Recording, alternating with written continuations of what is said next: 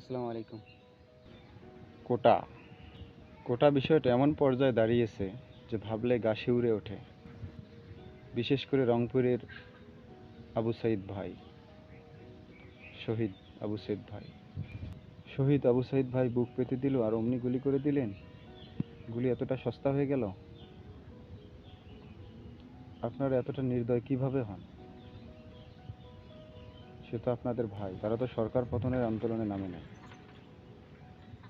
শুধুমাত্র কোটা সংস্কার দাবি নিয়ে নামছে। শুধুমাত্র কোটা সংস্কার করতে চায়, তার কোটা বাতিল করতেও চায় নাই। মামুলি বিষয় নিয়ে গুলিও করে দিলেন। যারা আমরা সাধারণ শিক্ষার্থী, আমরা কি মানুষ নই? আমরা কি বাংলাদেশের কেউ নই?